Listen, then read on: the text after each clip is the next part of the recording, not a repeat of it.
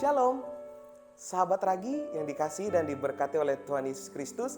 Senang sekali rasanya pagi hari ini kembali kita berjumpa dalam program Renungan Pagi di kanal YouTube Jemaat GKI Banjarbaru bersama dengan saya Pendeta Ranu Wijaya.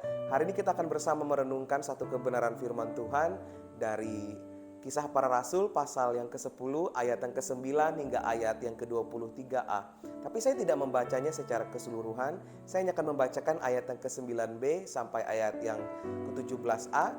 Dan sebelum kita bersama merenungkan, mari kita berdoa menghadap Tuhan. Kita berdoa.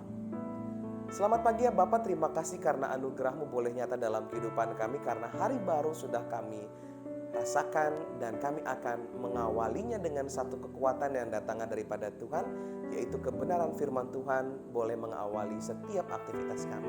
Berkati kami, kuatkan kami, pakai hamba-Mu dan berilah kuasa Roh Kudus agar kami boleh dimampukan dan kami juga boleh diubahkan untuk memahami kebenaran firman Tuhan. Berbicaralah ya Allah karena kami telah siap untuk mendengarkan firman-Mu. Amin. Saya akan bacakan baik kita dan saudara bisa mendengarkannya dengan satu judul perikop, Petrus dan Kornelius. Demikian bunyi firman Tuhan. Kira-kira pukul 12 tengah hari, naiklah Petrus ke atas rumah untuk berdoa. Ia merasa lapar dan ingin makan. Tapi sementara makanan disediakan, tiba-tiba rohnya diliputi kuasa ilahi. Tampak olehnya langit terbuka dan turunlah suatu benda berbentuk kain lebar yang bergantung pada keempat sudutnya dan diturunkan ke tanah. Di dalamnya terdapat pelbagai jenis binatang berkaki empat, binatang menjalar dan burung. Kedengaranlah olehnya suatu suara yang berkata, "Bangunlah, hai Petrus, sembelihlah dan makanlah." Tetapi Petrus menjawab, "Tidak Tuhan, sebab aku belum pernah makan sesuatu yang haram dan yang tidak tahir." Kedengaran pula kedua kalinya suara yang berkata kepadanya, "Apa yang dinyatakan halal oleh Allah, tidak boleh engkau nyatakan haram." Hal ini terjadi sampai 3 kali dan segera sesudah itu terangkatlah benda itu ke langit. Petrus bertanya-tanya dalam hatinya, apa kira-kira arti penglihatan yang telah dilihatnya itu? Yang berbahagia ialah mereka yang mendengarkan firman Tuhan dan melakukannya dalam kehidupannya hari lepas hari. Amin. Saudaraku, istilah kata halal dan juga haram ini mungkin tidak asing dalam pendengaran kita. Apalagi dalam kehidupan kita sehari-hari. Halal biasanya identik dengan hal yang diperbolehkan. Contoh saja suatu makanan itu boleh dimakan, atau saja dalam suatu tindakan itu boleh kita lakukan. Tapi bagaimana dengan haram? Kalau haram itu tentu saja berbalik dengan dari kata halal tadi. Artinya kalau saja makanan itu tidak boleh dimakan, dan kalau itu sifatnya perilaku itu tidak boleh dilakukan. Dan bacaan kita hari ini memberikan suatu peringatan tentang hal yang haram dan juga yang halal. Tetapi pada saat itu kita boleh melihat kronologi di mana Petrus pada saat itu ia sedang berdoa. Ia naik ke rumah dan berdoa. Tapi ketika ia berdoa, ia merasakan suatu kuasa ilahi. Dan ketika ia merasakan kuasa ilahi, tiba-tiba ia dibukakan dengan suatu penglihatan di mana ada satu benda dari langit seperti kain, itu turun dan perlahan tiba di tanah.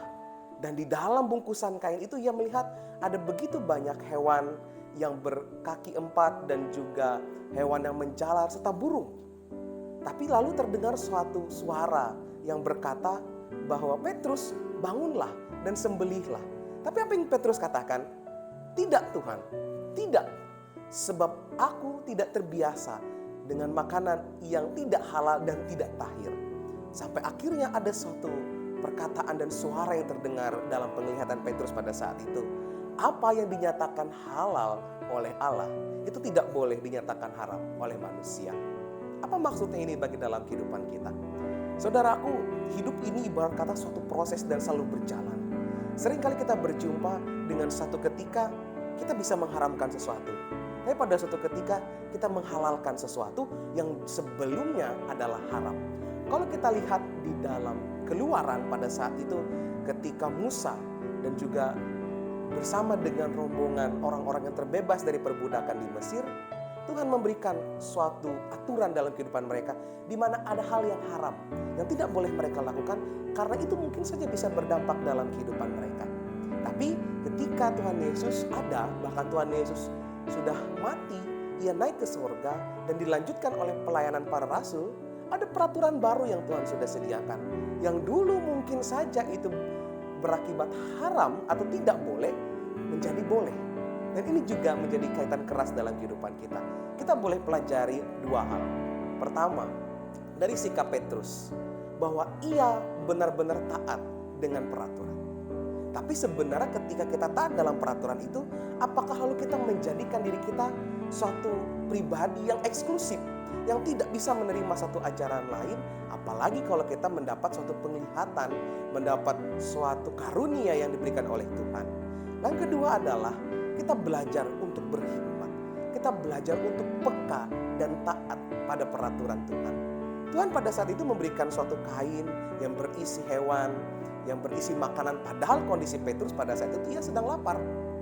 Tapi karena Petrus menolak, Tuhan mengambil kembali dan naik kain beserta isinya itu ke surga. Jadi pesan buat kita adalah ketika kita mendapatkan suatu hikmat untuk memperbolehkan segala sesuatu yang datangnya dari Tuhan, perhatikan baik-baik, yang datangnya dari Tuhan, kita harus benar-benar menerimanya. Jangan sampai ketika ada suatu kesempatan yang baik dari Tuhan, kita lalai, kita membiarkan, sehingga Tuhan mengambilnya. Sehingga apa yang terjadi? Ada suatu penyesalan, kita menjadi bingung, dan kita seringkali menyalahkan Tuhan. Kenapa Tuhan tidak menjawab jawaban doa kita, padahal Tuhan sudah menjawabnya. Mari kita belajar dua hal.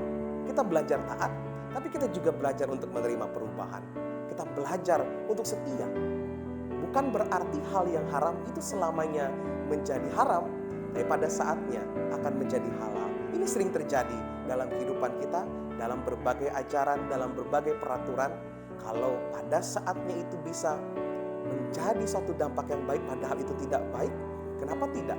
Masih ingat dulu ketika kita, mungkin orang-orang tua mengatakan bahwa gadget menjadi suatu hal yang tidak baik dari gereja. Tapi saat ini apa? Orang membutuhkan gadget bukan hanya untuk bekerja, tapi juga untuk melayani. Jadi jangan jadikan diri kita sebagai seorang pribadi yang eksklusif, menjadi pribadi yang menutup diri dengan perubahan, apalagi dengan hikmat yang datangnya daripada Tuhan. Tuhan memberkati kita hari ini, selamat beraktivitas, dan Tuhan memberkati firman-Nya. Mari kita berdoa. Terima kasih Tuhan, hari baru, nuansa baru, rasa yang baru, serta semangat yang baru Tuhan boleh berikan kepada kami. Kami boleh diajarkan hari ini tentang bagaimana kami menjadi pribadi yang taat kepada Tuhan. Tapi ketika kami taat, kami tidak menjadikan diri kami sebagai diri yang eksklusif, yang hanya berpedoman pada itu saja. Tapi kami juga mau belajar mendengar suara Tuhan. Untuk bagaimana caranya Tuhan mengubahkan hidup kami melalui suatu petunjuk, melalui suatu penglihatan, melalui suatu karunia. Biarlah Tuhan pakai dan ubahkan hidup kami agar menjadi lebih baik, menjadi pribadi yang terus diubahkan, apalagi sebagai perpanjangan tangan Tuhan yang mewartakan kabar sukacita di tengah dunia ini. Kami menyerahkan hidup kami hari ini. Kami akan mengawali setiap aktivitas, baik pekerjaan, baik kami yang bersekolah, baik kami juga yang bekerja dalam bidang swasta, maupun kami yang tidak bekerja. Tuhan tetap senantiasa kiranya berkati, tuntun, dan sertai kami, agar tidak ada kecelakaan, tidak ada duka cita, tidak ada kesengsaraan dalam kehidupan kami. Kami berdoa bagi kedamaian bagi bangsa-bangsa. Perang saat ini terjadi antara Ukraina dan Rusia. Tapi kami berdoa biarlah lawatan Tuhan dinyatakan bagi mereka yang saat ini berperang, untuk menyatakan suatu kedamaian, menyatakan suatu hikmat. Karena apa yang Tuhan inginkan adalah kasih, di mana di dalamnya ada satu kedamaian, ada satu persatuan, di mana Kristus menjadi kepala atas segala sesuatunya. Terima kasih Bapa di surga, ini seru dan doa kami. Kami berdoa di dalam nama Tuhan Yesus Kristus yang juga mengajarkan kami berdoa. Bapa kami, Bapa kami yang ada di sorga, dikuduskanlah namamu, datanglah kerajaanmu, jadilah kehendak-Mu di bumi seperti juga di sorga. Berikanlah kami pada hari ini makanan kami yang secukupnya, dan ampunilah kami akan kesalahan kami, seperti kami juga mengampuni orang yang bersalah kepada kami. Dan janganlah membawa kami ke dalam pencobaan, tetapi lepaskanlah kami daripada yang jahat. Karena Engkaulah yang punya kerajaan dan kuasa dan kemuliaan sampai selama-lamanya. Amin. Saudaraku, terima kasih sudah mendengarkan renungan pagi kita di hari ini. Sampai berjumpa di di hari selanjutnya. Kasih Tuhan Yesus Kristus menyertai aktivitas kita di sepanjang hari ini. Shalom.